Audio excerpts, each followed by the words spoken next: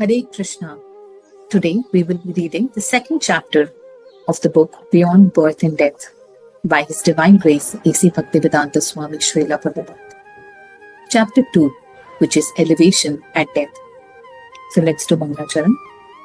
Om Gyanti Manandasya Gyananjana Shalakaya Chakshurvandritapena Tasmai Shri Guruve Namah. Namo Vishnu Padaya Krishna Prishnaya Bhutale Srimati Bhaktivedanta Swami Niti Namine. Namaste Saraswati Deve Gauravani Prajadine Nirvishesha Shunyavadi Vashtanta Deshadavini Jai Shri Krishna Chaitanya Prabhu Nityananda Shri Advaita Garadhar Shri Vasadi Gauravani Hare Krishna Krishna Krishna Hare Hare Hare Rama Rama Rama Hare Hare. Srila Prabhupada ki Jai. So we are on chapter 2, Elevation and Death. So here Srila Prabhupada will explain how can we elevate at the time of death to different planets, whether they're material planet or spiritual planet. And which one is wise? So Srila Prabhupada writes here, there are different kinds of transcendentalists who are called yogis. There are Hatha yogis, Gyan yogis, Dhyan yogis, and Bhakti yogis. And all of them are eligible to be transferred to the spiritual world. So Srila Prabhupada says that all the yoga system can be transferred to spiritual worlds.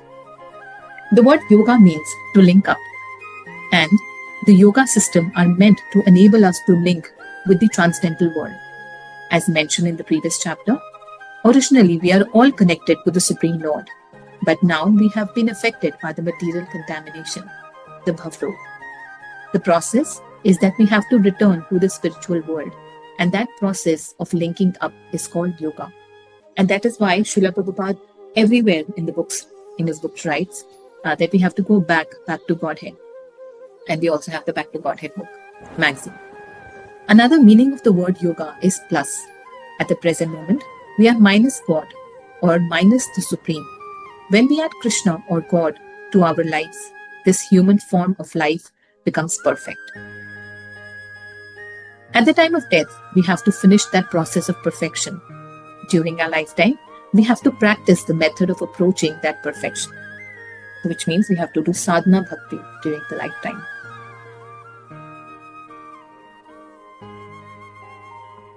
Srila Prabhupada quotes from Bhagavad Gita 8.10.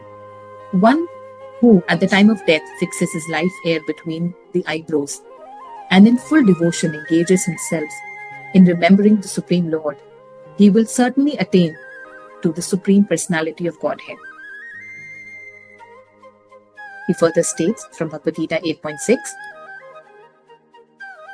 whatever state of being one remembers when he quits his body, that state he will attain without fail. Srila Prabhupada further states that there is a Bengali proverb that says that whatever one does for perfection will be tested at the time of his death. In Bhagavad Gita, Krishna describes what one should do when giving up the body. And death is our final test, the final examination. So whatever we've done throughout our life, that is exactly what we will be tested. Then in Bhagavad Gita 8.11 and 8.12, the Lord says, persons learned in the Vedas who utter Omkara and who are great sages in the renounced order enter into Brahman. Desiring such perfection, one practices celibacy. I shall now explain to you this process by which one may attain salvation. The yogic situation is that of detachment from all sensual engagement, closing all the doors of the senses and fixing the mind on the heart and the life air at the top of the head. One establishes himself in yoga. In the yoga system, this process is called pratyahara, which means just the opposite. Although during the life, the eyes are engaged in seeing worldly beauty, at death, one has to retract the senses from their sense object and see the beauty within. Srila Prabhupada further quotes from Bhagavad Gita 8.13, where the Lord says, after being situated in this yoga practice and vibrating the sacred syllable Om, the supreme combination of letters, if one thinks of the Supreme Personality of Godhead, and quits his body, he will certainly reach the spiritual planets. In this way, all the senses have to be stopped in their external activities and concentrated on the form of Vishnu Murti, the form of the God. The mind is very turbulent, but it has to be fixed on the Lord in the heart in the form of Super Soul, Paramatma. When the mind is fixed within the heart and the life air is transferred to the top of the head, one can attain perfection in yoga. At this point, the yogis determine where he has to go. In the material universe, there are innumerable planets, and beyond this universe, there is a spiritual universe. The yogis have information of these places from Vedic literatures. So Srila Prabhupada quotes that how just as one is going to America can get some idea what the country is like by reading books, one can also have knowledge of the spiritual planet by reading Vedic literatures. The yogis know all these descriptions, and he can transfer himself to any planet he likes without the help of spaceship. Srila Prabhupada further says that space travel by mechanical means is not accepted process for elevation to other planets. Perhaps with a great deal of time and effort and money, a few men may be able to reach other planets by material means like spaceships, spacesuits, etc. But this is very cumbersome and impractical method. In any case, it is not possible to go beyond the material universe by mechanical means.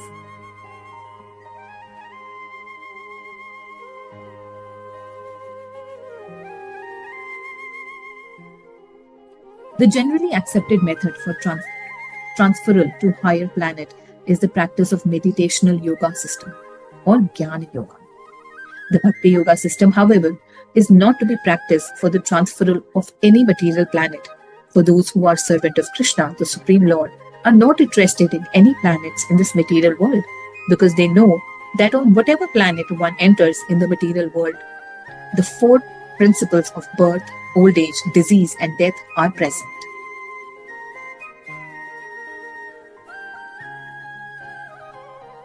On higher planet, the duration of life may be longer than on this earth, but death is there nonetheless.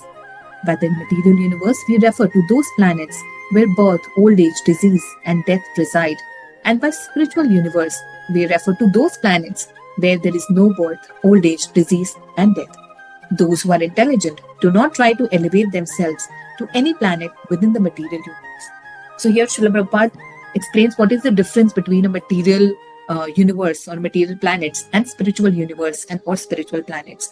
And he also says what should an intelligent person do. And an intelligent person should not thrive to move into material world. He should thrive to go beyond the material to the spiritual. If one tries to enter higher planets by mechanical means, instant death is assured, for the body cannot stand the radical changes in the atmosphere. But if one attempts to go to the higher planets by means of the yoga system, he will acquire a suitable body for entrance. We can see this demonstration on this earth, for we know it is not possible for us to live in the sea, in a watery atmosphere, nor is it possible for aquatics to live on the earth. As we understand that even on this planet, one has a particular body to live in a particular place. So a particular type of body is required for other planets. On the higher planets, bodies live much longer than on Earth. For 6 months on Earth is equal to 1 day on the higher planets. Thus the Veda describes that those who live on the higher planets live upwards to 10,000 Earth years. Yet, despite such a long lifespan, death awaits everyone. Even if one lives 20,000 or 50,000 or even millions of years in the material world, the years are all counted and death is there. How can we escape this subjugation by death? This is the lesson of the Bhagavad Gita.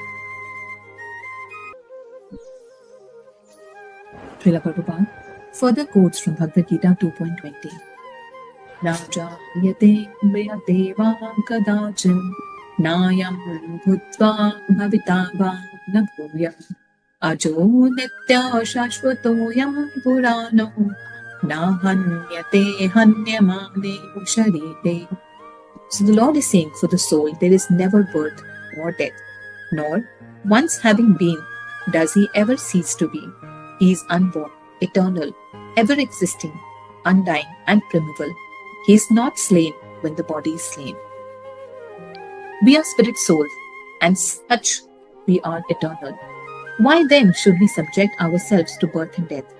One who asks this question is to be considered intelligent. Those who are Krishna conscious are very intelligent because they are not interested in gaining entrance to any planet where there is death. They will reject a long duration of life in order to attain a body like God's. Ishvara Paramaha Krishnaha Satchidananda Vigraha. Sat means eternal, Chit means full of knowledge, and Anand means full of pleasure. Krishna is the reservoir of all pleasure. If we transfer ourselves from this body into the spiritual world, either to Krishna Loka, Krishna's planet, or any other spiritual planet, we will receive a similar Sat Chit Anand body. Thus, the aim of those who are in Krishna consciousness is different from those who are trying to promote themselves to higher planets within this material world. The self or the soul of the individual is a minute spiritual spark. The perfection of yoga lies in the transferal of the spiritual spark to the top of the head. Having attained this, the yogi can transfer himself to any planet in this material world according to his desire. If the yogi is curious to know what the moon is like, he can transfer himself there. Or if he is interested in higher planets, he can transfer himself there. Just as the travelers go to New York, Canada, or other cities on earth. Wherever one goes on earth, he finds the same visa and custom system operating. And all the material planets, one can similarly see the principles of birth, old age, disease, and death operating. At the point of death, the yogi can pronounce Om, Omkara, the concise form of transcendental sound vibration. If the yogi can vibrate this sound, at the same time remember Krishna or Vishnu, he attains the highest goal. It is the process of yoga to concentrate the mind on Vishnu. The impersonalist imagines some form of Supreme Lord, but the personalists do not imagine this. They actually see whatever one imagines him or actually sees him. One has to concentrate his mind on the personal form of Krishna.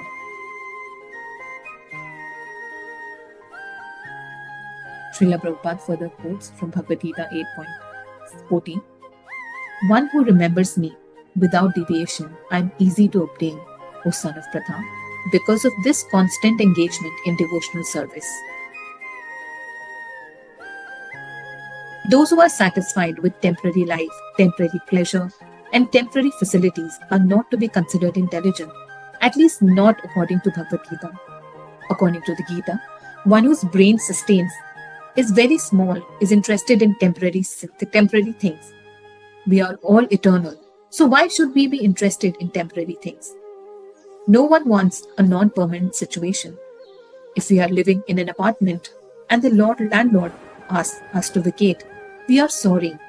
But we are not sorry if we are moving into a better apartment.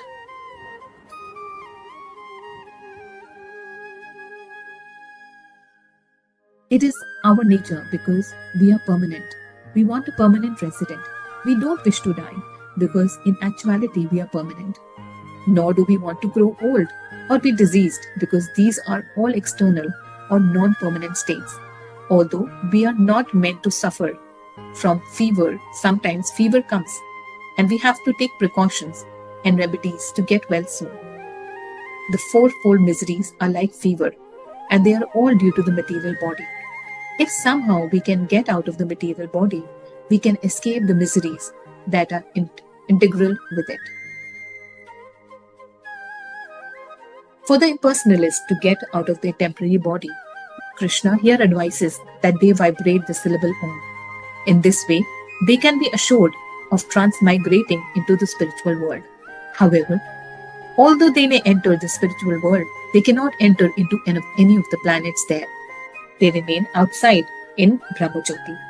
The Brahma Jyoti may be compared to the sunshine, and the spiritual planets may be compared to the sun itself. In the spiritual sky, the impersonalist remains in the effulgence of the Supreme Lord, the Brahma Jyoti. The impersonalists are placed in the Brahma Jyoti as spiritual sparks, and in this way, the Brahma Jyoti is filled with spiritual sparks. This is what is meant by merging into the spiritual existence. It should not be considered that one merges into the Brahma Jyoti in the sense of becoming one with it. The individuality of the spiritual spark is retained, but because the impersonalist does not want to take a personal form, he is found as a spiritual spark in the effulgence. Just as the sunshine is composed of so many atomic particles, so the Brahma Jyoti is composed of so many spiritual sparks. Therefore, for one who merges impersonally into the existence of the Supreme, there is every chance of falling down again into the material world in order to acquire some association. This is the verdict of Srimad Bhagavatam. Astronauts may travel thousands and thousands of miles, but if they do not find rest on some planet, they have to return again to Earth. In any case, rest is required. It is the impersonal form.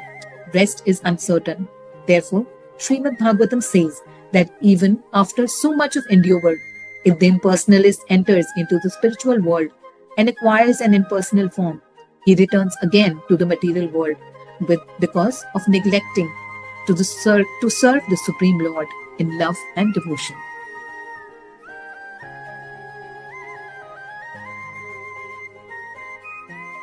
As long as we are here on earth, we must learn to practice to love and serve Krishna, the Supreme Personality of Godhead. If we learn this, we can enter into those spiritual planets. The impersonalist position in the spiritual world is non-permanent, for out of loneliness we will attempt to acquire some association. Because he does not associate personally with the Supreme Lord, he has to return again to the world and associate with the conditioned living entities here. It is of utmost importance, therefore, that we should know the nature of our constitutional position. We want eternity, complete knowledge, and also pleasure. When we are left alone for a long time in the impersonal Brahma Jyoti, we cannot have pleasure, and therefore we accept the pleasure given in the material world. But in Krishna consciousness, real pleasure is enjoyed. So whenever we are in Brahma Jyoti, we only experience eternity and no knowledge and no pleasure. In the material world, it is generally accepted that the highest pleasure is sex. This is perverted reflection of the sex pleasure in the spiritual world, the pleasure of association with Krishna. But we should not think that the pleasure there is like the sex pleasure in the material world. No, it is different. But unless sex life is there in the spiritual world, it cannot be reflected here. Here it is simply a perverted reflection, but the actual life is there in Krishna, who is full of all pleasure. Therefore, the best process is to train ourselves now, so that at the time of death we may transfer ourselves to the spiritual universe, to Krishna Loka, and there associate with Krishna. As it is given in Brahma Samhita 5.29, Sri Krishna and his abode are described here. I worship Govinda, the primeval Lord, the first progenitor, who is tending the cows, fulfilling all desires, in abodes built with spiritual gems, surrounded by millions of wish-fulfilling trees, always served with great reverence and affection by hundreds and thousands of Lakshmis or Gopis. This is the description of Krishna Loka. The houses are made of what is called touchstone, Chintamani. Whatever touchstone touches immediately turns into gold. The trees are wish-fulfilling trees or desire trees, Kalpavriksha. For one can receive from them whatever he wishes. In this world, we get mangoes from mango trees and apple from apple trees. But there, from any trees, one can get whatever he desires. Similarly, the cows are also called surabhi, and they yield an endless supply of milk. These are descriptions of the spiritual planets found in Vedic scriptures. In the world, they have become accustomed to birth, death, and all sorts of suffering. Material scientists have discovered many facilities for sense enjoyment and destruction, but they have discovered no solution to the real problems of old age, disease, and death. They cannot make any machine that will check death, old age, or disease. They can manufacture something that will accelerate death, but nothing that will stop death.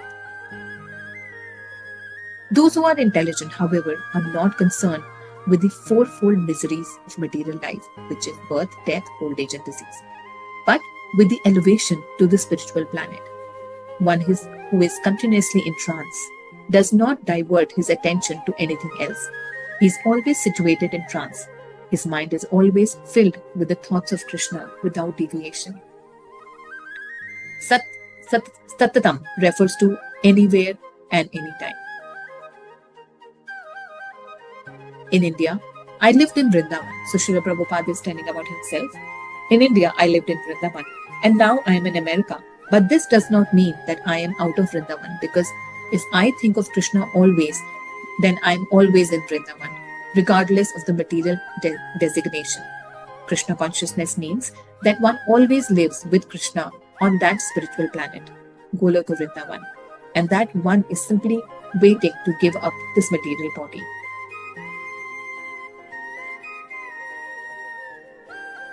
Continuously remembering, and for one who is continuously remembering Krishna, the Lord becomes easily purchased.